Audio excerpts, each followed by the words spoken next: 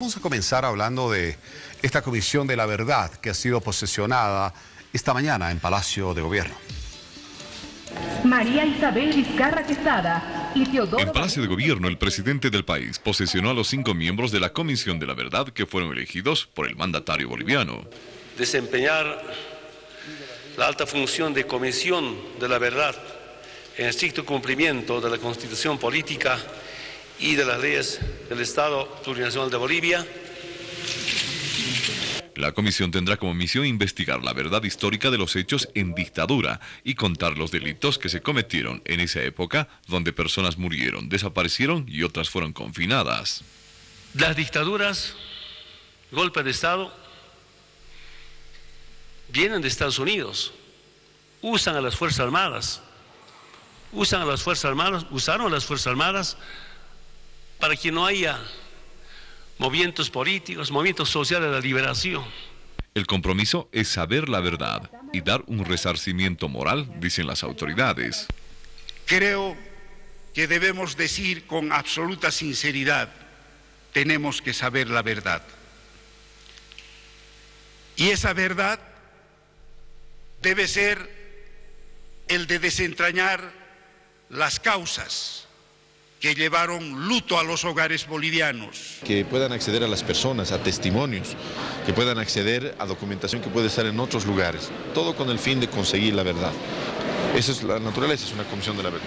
Mientras las autoridades se comprometen a la investigación, otro grupo de personas declaradas como víctimas de la dictadura piden resarcimiento económico y ya permanecen por varios años instalados en el frontis del Ministerio de Justicia. Vamos a persistir y vamos a asumir otra medida mucho más fuerte. Los 5 miembros de la Comisión de la Verdad trabajarán por el lapso de 2 años y ad honorem y podrán acceder a documentación de diferentes instituciones, incluso a la desclasificación documental de las Fuerzas Armadas, para dar con la verdad de los hechos en dictadura. Y uno de los grandes retos será saber, por ejemplo, dónde está enterrado los restos de Marcelo Quiroga Santa Cruz. Marcelo Quiroga Santa Cruz, ¿cómo no recordar a ese hombre, a ese idealista, a ese soñador, aquel que pretendía una justicia social que después se convirtió en un discurso casi inalcanzable hasta que llegaron momentos de cambio interesantes, importantes en el país?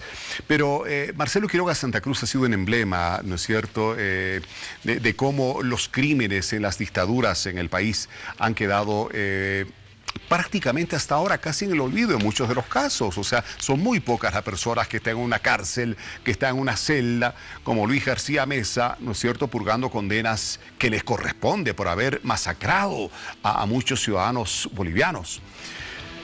Esta mañana el presidente del Estado, como veían ustedes en la nota, ha posesionado a la Comisión de la Verdad. Una tarea importante que le espera, que hoy vamos a analizar con nuestros invitados, nuestras invitadas esta noche aquí en el set de Hora 23. Ahí vemos en el acto precisamente a quienes serán posesionadas en la Comisión de la Verdad por el presidente Evo Morales. Quiero presentarles a nuestros invitados o a nuestras invitadas esta noche aquí en el set de Hora 23. Ya las ven. De inicio, la diputada del Movimiento al Socialismo, Sonia Brito, presidenta de esta comisión, de la Comisión de la Verdad. Qué gusto tenerla acá, diputada. Buenas noches. Buenas noches.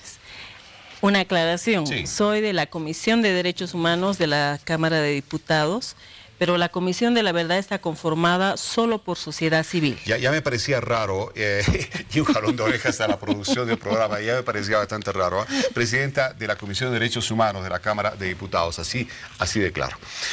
Tengo acá a mi lado también a doña Ruth Llanos, que es presidenta de ASOFAM, la Asociación de Familiares de Desaparecidos.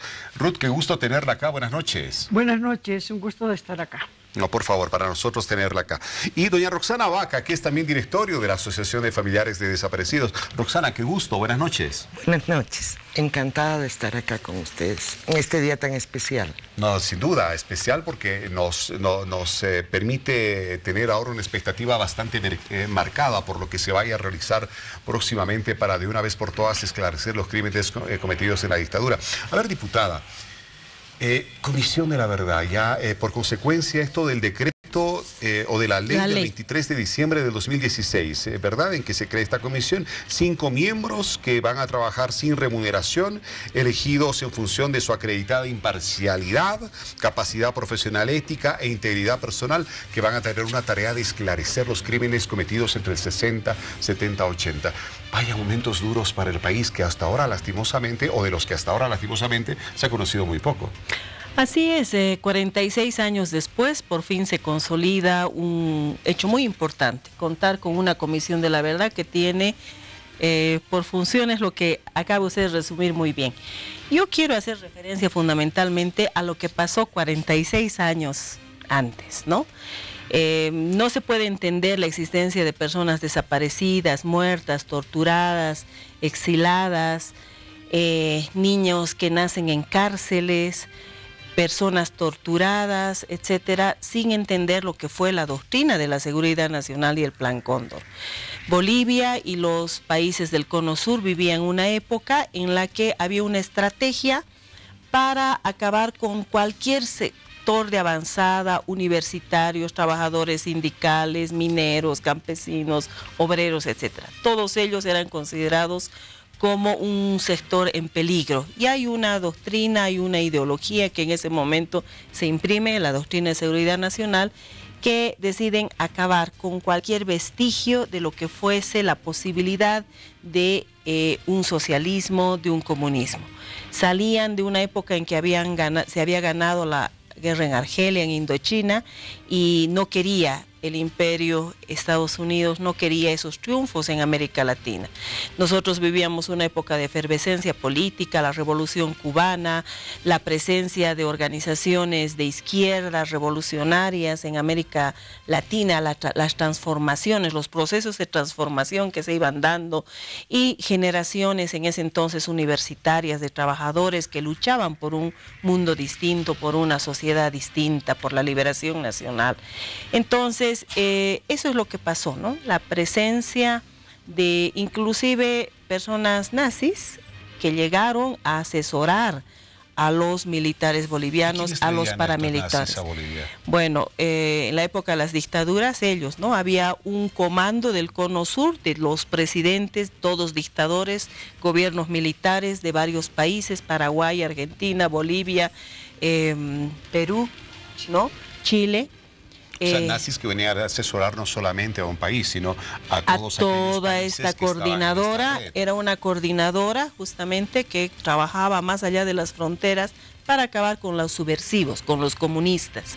Entonces llegaron especialistas en tortura, en masacre, y bueno, capacitaban a los paramilitares y a los militares, ¿no? Que trabajaban en esa época.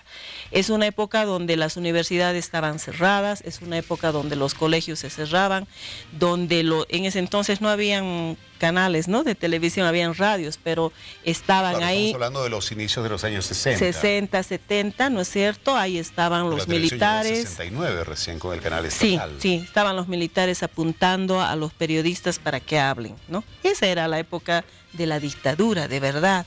Entonces, 46 años antes se cometieron delitos de lesa humanidad. Y esta comisión ahora tiene esa misión de esclarecer lo que pasó, y tenemos 150 de manera formal, pero habría mucha gente más desaparecida que hasta el día de hoy no se la pudo encontrar. No, sin duda. Bueno, yo tengo algunas cifras. 1.392 políticos asesinados, 486 personas desaparecidas, 2.868 personas exiliadas o confinadas. Vaya, son cifras del horror. Vaya investigación que le espera, señora Ruth Llanos, a esta comisión. Bueno, le espera una gran tarea porque los objetivos que se plantea la ley de verdad, de memoria, de justicia y de impunidad y de garantías de no repetición, es decir, que no se vuelvan a repetir estos crímenes, son objetivos que tienen que plasmarse en un buen plan de trabajo. Si no hay claridad en ese plan de trabajo, si no se tienen los recursos necesarios, obviamente que la ley se puede quedar, como algunas leyes se quedan, con la letra muerta. Es una buena ley, trabajada con mucho empeño, con mucho sacrificio, tratando también de sacar lecciones aprendidas de comisiones de la verdad que se han dado en América Latina. O sea, comisiones parecidas a estas claro, ya han trabajado en otros países que también sufrieron los horrores de la dictadura. Claro que sí. Ha habido, Bolivia está con el acto de hoy, al posesionar a los 9 comisionados, llenando un vacío largo que se ha dado. Porque en toda América Latina se han dado en el transcurso de los últimos años comisiones de la verdad. O sea, ¿es el último país en nombrar una comisión de la verdad? No es el último, Uruguay. Falta Uruguay, pero bueno, son comisiones de la verdad que trabajaron con distintas metodologías, con distintas formas de accionar. ¿Y lograron sus objetivos? Lograron sus objetivos y en algunos casos, como señalaba, hay lecciones aprendidas que la nueva comisión debe tomar en cuenta. Por ejemplo, en el caso de las comisiones del Paraguay y de Chile, las comisiones trabajaron, hicieron todo el trabajo de investigación, de recuperación de testimonios, convocaron a las personas y hicieron sus informes finales. Informes finales que se presentaron. Lastimosamente, los documentos de respaldo de esos informes finales no son posibles, no se pueden acceder. Se quedaron como... No. Se quedan como documentos durante 30 años. Eso dice la situación de estos dos países. Nosotros vamos a esperar que la Comisión de la Verdad en Bolivia, además de emitir dentro de 2 años su informe final, ponga a disposición toda la documentación de respaldo, porque esa documentación que pueda rescatar de las Fuerzas Armadas, de la policía, de los ministerios, de los testimonios, tendrán que ser un documento que puedan seguirse trabajando por historiadores, que pueda seguir trabajándose en colegios, que permitan que el proceso de recuperación de memoria pase a todas las generaciones a través de una mayor sistematización. La comisión va a tener muy poco tiempo para hacer ya trabajos más específicos de análisis. Entonces, la documentación tiene que quedarse a disposición de la sociedad civil. Roxana,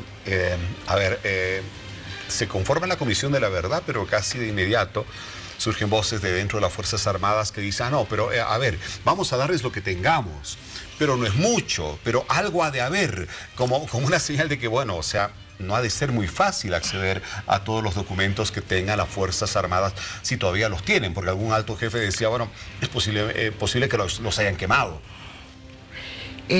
Nosotros sabemos de esto, Azofán lleva muchas décadas, no es una lucha reciente, peleando por la desclasificación precisamente de todos los archivos de las Fuerzas Armadas.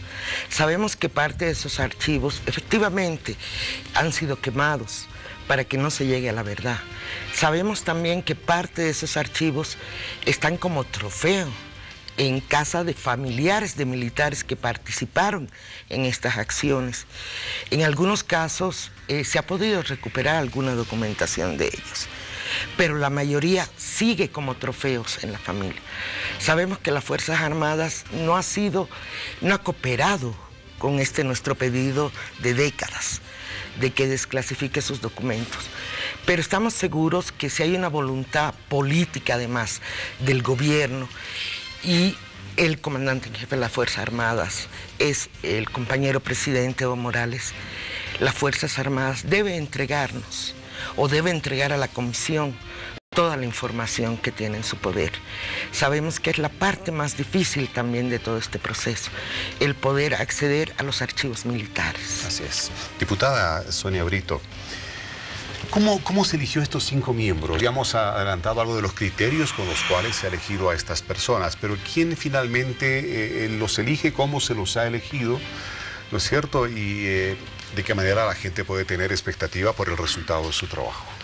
Bueno, la ley establece claramente que esta es una elección del presidente, ¿no? Quiero decirte que nosotros hemos recibido diversas cartas de organizaciones de derechos humanos, entre ellas Azofán, la Asamblea de Derechos Humanos, organizaciones sociales que han presentado a algunas personas como propuestas. Había más o menos 25 candidatos y de los cuales se ha ido más o menos revisando, viendo un poco su trayectoria. ¿Qué es lo que se quiere? Lo que dice la ley. Personas de reconocida trayectoria en defensa de los derechos humanos, personalidades de los que no se pueda dudar. En este caso estamos hablando de 5 personas con una trayectoria muy importante. Tenemos a la actual presidenta de la Federación Latinoamericana de los detenidos desaparecidos, ¿no?, que es la doctora Nila Heredia. Ella ha trabajado años de su vida en esta temática. Tenemos un dirigente, el máximo dirigente de la COP, un líder minero, un líder social muy importante como Edgar Ramírez. Tenemos una fundadora de la Asamblea de Derechos Humanos, activista de derechos humanos durante muchísimos años, Isabel Vizcarra. Tenemos docente universitario, abogado, perseguido político, preso en las dictaduras, el doctor Gironda, Eusebio Gironda. Y tenemos un dirigente campesino, fundador de la CESUD-CB, un dirigente de mucha trayectoria también. Entonces, dice la ley, una comisión que respete la equidad de género y la representación campesina e indígena originaria. Diputada. Esas son las características de esta comisión. La pregunta que le hacía a Rosana, que la respondió obviamente de este lado que corresponde a la SOFAM.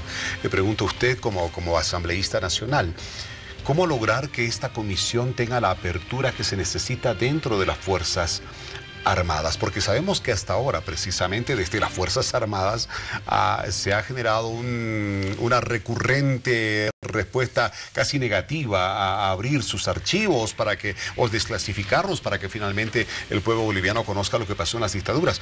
¿Cómo lograrlo ahora? ¿Cómo entender que hubo un antes y ahora es un después y se puede obtener resultados? Por la siguiente razón, todos los esfuerzos que se hicieron hasta antes de hoy fueron esfuerzos de buena fe, de buena voluntad, la lucha de las organizaciones de derechos humanos por la desclasificación, comisiones que se crearon, porque se han creado varias comisiones de investigación, las cuales no han tenido casi ningún resultado. La única que podríamos decir que ha tenido un resultado objetivo es esta comisión que impulsó el juicio contra Luis García Meza y Arce Gómez, que se logró concretamente 2 personas con la máxima pena que dice nuestra Constitución en la cárcel. Pero el resto de comisiones que investigaban la desaparición de personas, la muerte, el asesinato de Marcelo Quiroga Santa Cruz, quedaron en nada, quedó en la impunidad. Todos estos personajes que tuvieron que ver, personajes con responsabilidades directas en el asesinato, en la tortura, en la muerte, en la desaparición de nuestros líderes, de nuestros dirigentes, han quedado en la impunidad. ¿Qué es lo que ha cambiado? Ha cambiado que ahora tenemos una ley. Una ley que dice en su artículo 7, desclasificación de archivos. En el artículo 7 establece que las Fuerzas Armadas, la policía, están en la obligación de desclasificar documentos militares, físicos o digitales, policiales y de otro tipo de documentos clasificados o cuyo acceso se encuentre restringido. La comisión va a tener acceso irrestricto a esta información y a cualquier otra de entidades públicas y privadas. Antes no teníamos una ley, ahora tenemos una ley. ¿Y si que forma la comisión? No puede. Que dice, estaría, no, discúlpeme, yo no quiero, pero la ley dice, pero no, estaría cumpliendo desacato. El día de hoy, el ministro de Defensa ha garantizado el acceso de la comisión a esta información. Bien. Entonces, ahora hay un elemento que es importante. Efectivamente, como decía la compañera, seguramente hay documentación que ya no está, que desapareció, etcétera, etcétera. Pero hay montón de, se va a contar con un equipo especializado que va a hacer la investigación. Siempre hay información que se quedó, que existe, que va a servir para la investigación. Señora Ruth Llanos, presidenta de la SOFAM, leía hace algunas horas una declaración de don Julio Llanos. No es mi pariente, por favor. No es su pariente. Bueno, él decía recientemente, esta instancia debe ser para lograr un resarcimiento integral a las víctimas, para establecer una verdad histórica de los hechos. Una indemnización integral, pues consideran que los montos cancelados eran irrisorios frente a los vejámenes sufridos. Bueno, con la organización de don Julio Llanos hemos trabajado durante 3 años consensuando esta ley.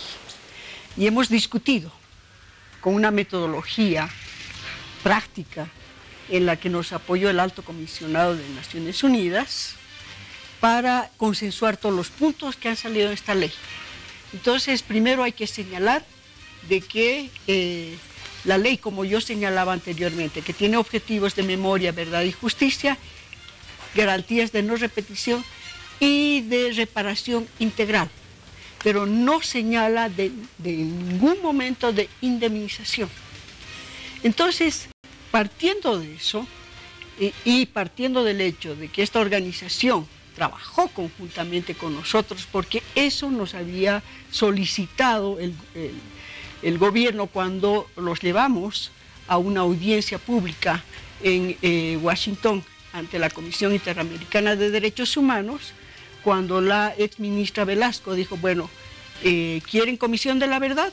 Muy bien, hagan un trabajo de consensuar una ley conjunta. Y hemos trabajado con varias otras organizaciones, esa no es la única organización. En el país deben haber 8 organizaciones de víctimas y de expresos políticos. Con todos ellos se trabajó durante 3 años.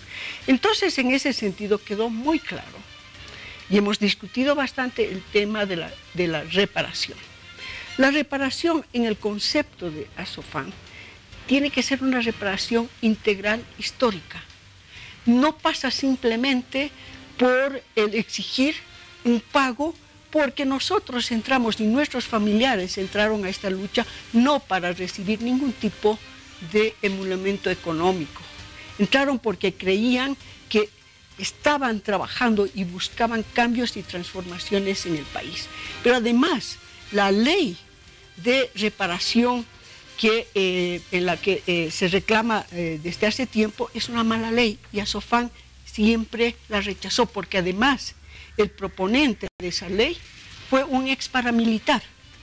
Y entonces Asofan nunca aceptó una mala ley, pero porque es una mala ley porque revictimiza a la víctima, porque no cumple los estándares internacionales que ya establecen que para una reparación integral tiene que haber un proceso bien hecho, bien trabajado. ¿Qué comprende una reparación integral? Una reparación integral, por ejemplo, significa que los municipios tengan en sus cartas orgánicas, por ejemplo, La Paz está discutiendo una carta orgánica, pero habla de la identidad y no habla de la memoria.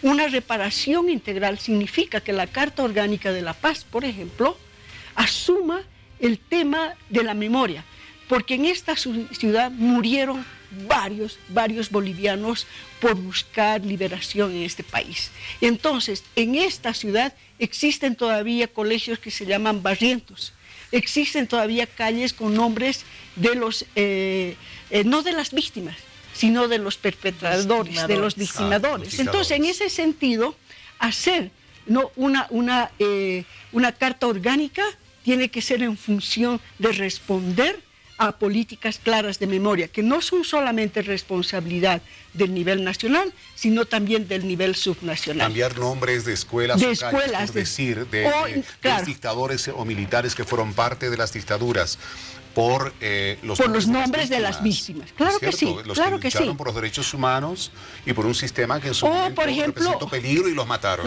O también significa que haya una política clara educativa.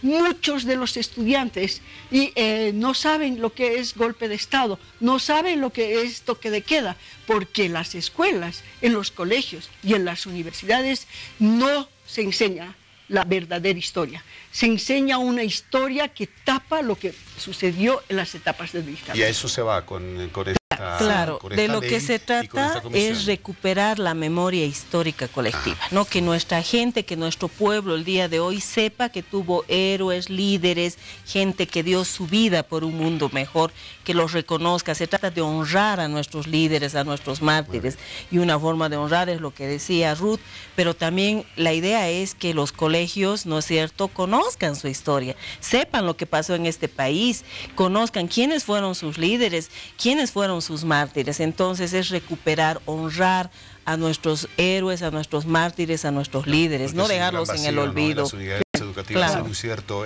no se habla de aquello. Un país que no conoce su es como si hubiera historia. un hueco en la época de las dictaduras y no se habla mucho de aquello. Así es. Roxana, usted es familiar de una de las víctimas de la dictadura. Y quiero que aprovechemos este momento para rendirle un homenaje a su familiar como al suyo. Y partiendo de ellos, pues rendir un homenaje a todas aquellas víctimas de la dictadura en nuestro país. Yo soy hija de un mártir, uno de los guerrilleros que combatió con el Che en el año 67. Nos dejó a muy corta edad mi padre, a mí a los 4 años y a mi hermano en el vientre. Hemos crecido estos 50 años creyendo en que sus ideas de cambiar el país se van materializando poco a poco en este gobierno del presidente Morales, que falta aún por hacer. Han sido 50 años muy difíciles para enfrentar. Hoy día comentaba precisamente en un anterior canal que estuvimos que es increíble que a pesar de que en la memoria histórica y la historia demuestra que mi padre fue un guerrillero, yo no cuente con un certificado de función de mi padre, por ejemplo. No lo tengo. No puedo hacer ningún trámite que involucre a mi familia porque no está el certificado de función de mi padre. ¿Por qué? Porque no se ha podido, porque no hay los mecanismos todavía establecidos. Son parte del precio que estamos pagando los familiares que quedamos. Entonces, recientemente perdí a mi madre, quien estuvo vinculada a SOFAN desde su creación. Y a pesar de nuestras luchas constantes, nunca hemos podido acceder, por ejemplo, a esto. Hay muchos otros detalles que podrían mostrarte que efectivamente nuestros padres, en el caso del mío y de los otros padres que junto a mi padre decidieron que era necesario cambiar esta sociedad, hemos sido víctimas de una decisión de ellos, pero además víctima del Estado, y de que no se conozca en las escuelas, en los colegios, quiénes ellos han sido, qué han aportado a este país, dónde se ha sembrado la semilla de la rebeldía que venía desde nuestros héroes ancestrales, y cómo ellos han estado dispuestos a entregar su vida por un mundo mejor. ¿Cómo murió su padre, Roxana? Mi padre muere en el mes de marzo, cuando están terminando de hacer una revisión de la zona, y el Che plantea en su diario que era el mejor de los bolivianos en la retaguardia. ¿Su nombre completo? Lorgio Vaca Marchetti era su nombre. Él era de Santa Cruz, el único guerrillero cruceño dentro de la guerrilla del Che. ¿Murió abatido por las balas? No. Cuando volvían, la balsa se volcó donde venían los armamentos. Y él cae a las aguas, y hasta el día de hoy no hemos recuperado tampoco su cuerpo. Y tenemos muchas ilusiones de que precisamente en los archivos militares podamos encontrar algún rastro que nos lleve a saber dónde está. Bueno, hay una esperanza ahora. Seguro que y sí. eso sea posible. Seguro que sí. Ruth Llanos, presidenta de la SOFAM. Hagámosle un homenaje al familiar suyo, cuéntenos de él, cómo murió, qué pasó con él y cómo hasta ahora usted se mantiene firme precisamente como un compromiso de que se haga justicia. Mi compañero Ricardo Navarro Mogro, hace 46 años, estaba peleando contra la dictadura de García Meza. Estaba en la Icacota, juntamente con Marcelo Quiroga, en el golpe de Banzer, el 21 de agosto. Era dirigente de la Federación Universitaria Local. Él nació en Cochabamba, se vino a estudiar ingeniería acá. Y ¿qué edad tenía? Tenía 21 años. Jovencito, ¿no? Joven. Y entonces estuvo luchando para tratar de parar ese golpe nefasto y no lo pudo hacer. Después de esa derrota que se sufrió, entró a la clandestinidad, estuvo durante 1 año y medio en la clandestinidad, palabra que no entraba en nuestro léxico. Nosotros éramos una generación que no sabíamos qué significaba estar clandestino. Aprendimos así sobre la marcha a cuidarnos, ya nos separamos, ya no pudimos estar juntos y yo me fui a trabajar a las minas, me fui a Colquiri, pero no sabía que estaba embarazada, esperé a mi hija y cuando mi hija nació, tenía 2 meses, él fue delatado por una persona que lo esperó juntamente con las fuerzas represivas y fue salvajemente torturado de una forma en la que solamente en 2 oportunidades contó. Uno puede leer cómo son las torturas, la picana, el que les arrancaban las uñas y en esas uñas arrancadas les ponían electricidad. Y hay mucha gente que habla todos los días diciendo que ha sido torturado. Pero las personas que como Ricardo fueron torturadas no hablan ni se vanaglorian de esas torturas. Él me contó a mí las barbaridades que le hicieron y contó a su célula. Y decidió nunca más hablar porque le pareció que él había logrado sobrevivir a eso y que había que seguir adelante. Bueno, pero después de 3 años que estuvo en las cárceles banceristas, mi hija se crió en la cárcel de San Pedro porque yo no tenía posibilidades de pagarle una guardería, entonces ella yo la dejaba en la cárcel de San Pedro, era su guardería y la recogía porque yo trabajaba y estudiaba. Después de 3 años fue al exilio y del exilio que estuvimos en Francia y en Bélgica, cuando se dio la apertura democrática gracias a la huelga de las mujeres mineras y gracias también a la huelga de mi madre. Mi madre hizo la huelga de hambre con el padre Espinal en presencia. Su foto sale en el libro que hace la Asamblea de Derechos Humanos. Gracias a la lucha de mi madre pude volver a Bolivia porque se recuperó la democracia. Pero a los 2 años de recuperar esa democracia hubo otro golpe, el de García Meza, y Ricardo fue asesinado, fue acribillado en la masacre de la calle Jarritón el 15 de enero de 1981. ¿Cómo ha sido la vida sin él? Dura, difícil, pero también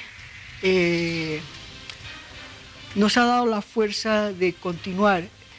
Cuando yo estaba ya viuda en París, las abuelas de Plaza de Mayo, que hacían también una vuelta todos los jueves en París, me invitaron a una de sus vueltas y me invitaron a hablar y que también haga testimonio de lo que he vivido en Bolivia.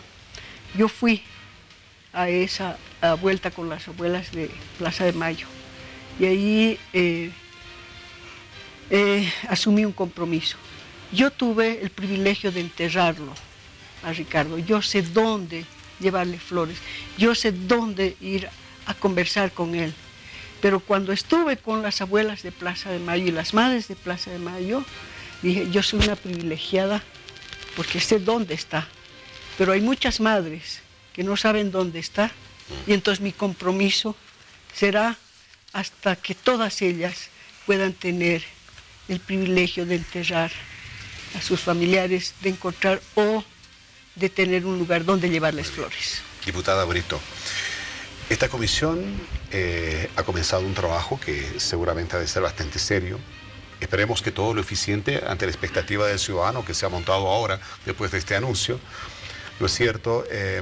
Y va a dar, además de seguramente de muchos de los lugares donde se encuentran los muertos de las dictaduras, o saber dónde están los desaparecidos, dónde fueron a parar, dará también con nombres de responsables, posiblemente de militares, de uniformados, responsables. Y ahí evidentemente la tarea será doble, la sanción en una institución donde no precisamente se aceptan este tipo de controles o de fiscalizaciones o de investigaciones. En honor a esos hombres y mujeres extraordinarios, a esos bolivianos y bolivianas que ofrendaron su vida por cambiar, por transformar las relaciones de opresión, de injusticia, es que esta comisión tiene que lograr estos objetivos, ¿no? Justamente de reivindicar esa su memoria, de honrarlos, de recordarlos con el respeto que se merecen, etcétera.